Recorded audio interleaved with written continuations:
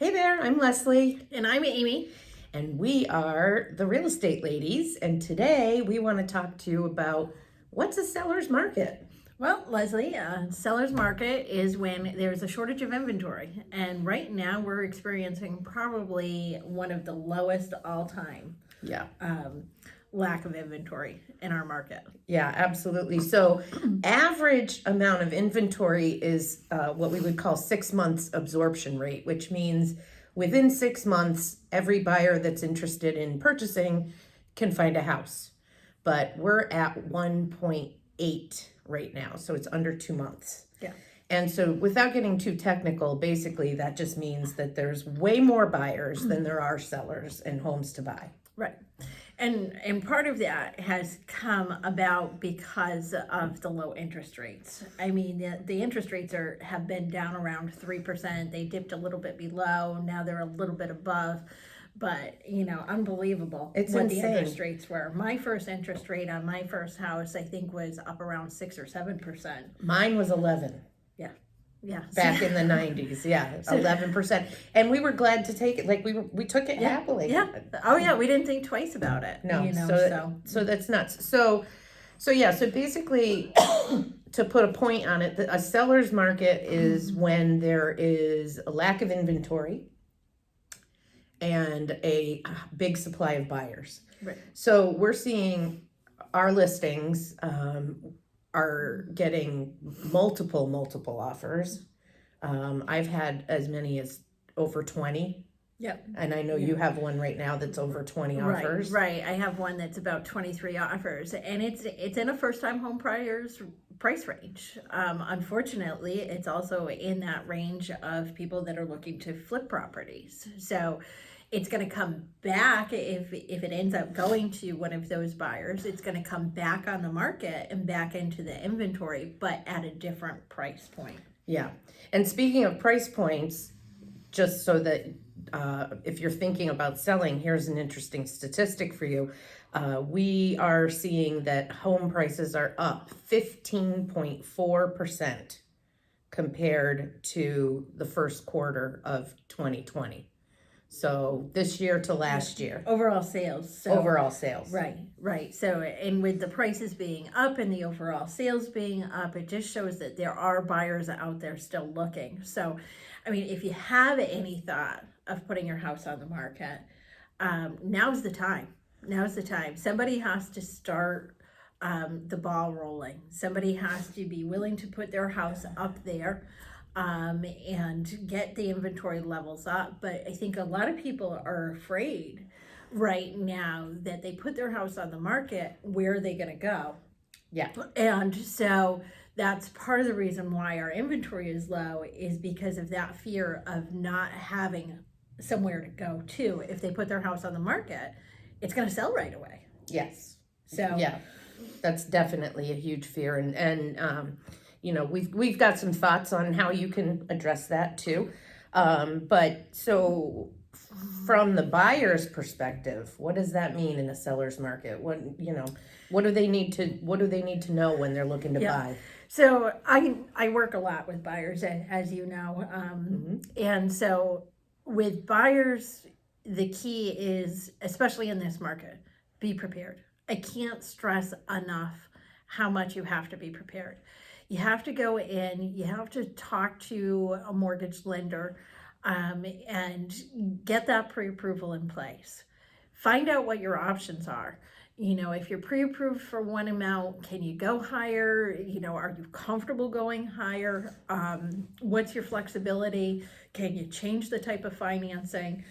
For instance, to be competitive, we had one property that we knew wouldn't meet the requirements of the type of loan that they had. And so the buyer had the flexibility to change to a different type of financing, and it made us more competitive. So be prepared. Find out with your lender, can you have that flexibility to change things around? Be creative in your offer to a seller. Find out what's important to that seller. That's the thing that a lot of agents don't do. Right. And I think that's key, is to ask, what does the What's the pressure point for the seller? Do they need a certain closing date? Exactly. Are they concerned about inspections? Do they have money to make repairs or no? And, getting educated and finding out what their Are needs. they afraid that they're going to be homeless? Yep. If they take that offer, or are they going to have time to find that suitable housing? So, working, and again, that goes back to that flexibility, because you may have to wait a little bit longer for a buyer or for a seller to find a place to go. Or you may have to wait for them for their closing date. Maybe they want to wait for the kids to be out of school. Maybe they want to wait because they're relocating to a different state and they can't get to that state, in the time period, but they wanted to get their house on the market and get it under agreement. So that flexibility. Yeah, I think as a buyer, it really behooves you to cater to the seller in this market. Right. For sure. And not just on price. Another piece of advice is don't get emotionally invested in a That's the certain hard property. one.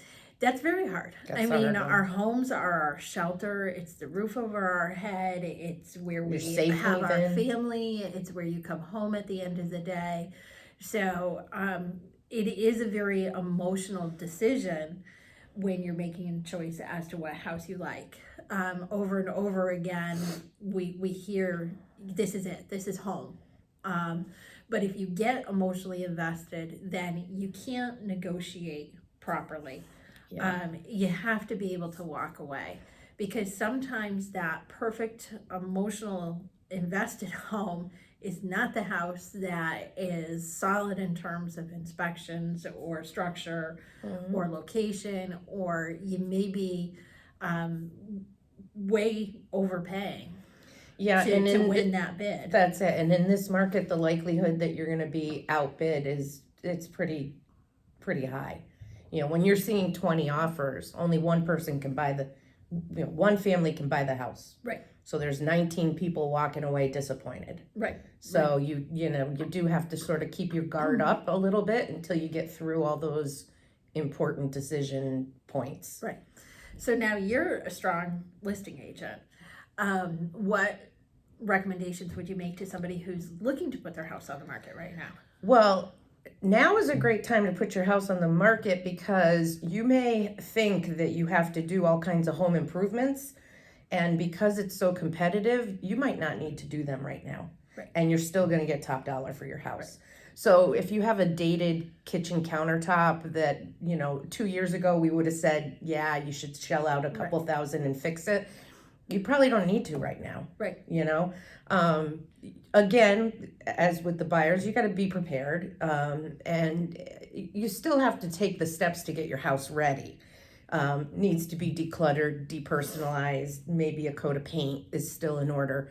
But the big ticket items that you maybe have put off, you probably don't need to even concern yourself with it. Cleaning out is the biggest thing. Right. And that's the part that most people get hung up on. So if you have any thoughts of selling your house, whether it be now or in the near future, get started with the clean out.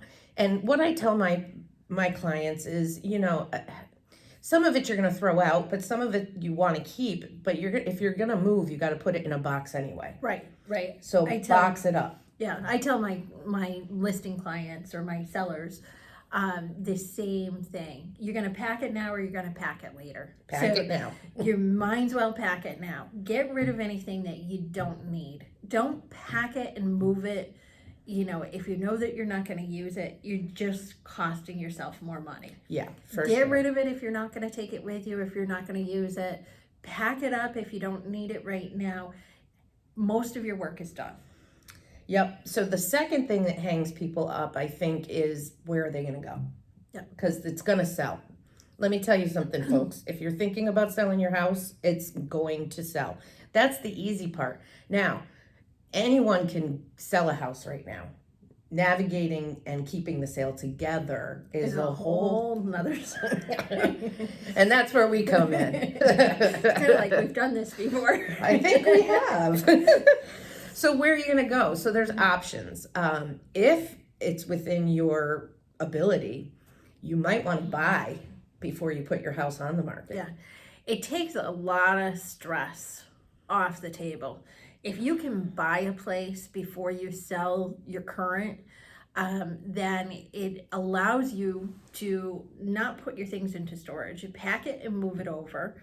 You can do whatever it is that you want to do, because now on the opposite side, you're buying a house. You may want to change out those kitchen countertops. So you might not have to change them to sell your current house, but you might want to change them in the new house. So it gives you that chance to do that work or some renovations or even just painting. Yeah, it before takes you that move in. time pressure off. Yeah, move everything over. It empties out the current place, and then you don't have to have your stuff in the moving truck. Yeah. When you're going to the closing table. Yeah. So if that's a possibility for you, it's way easier. However, not everybody can do that, and some people aren't comfortable doing that, even if they can. Because now you own two properties, and so not everybody's okay with that.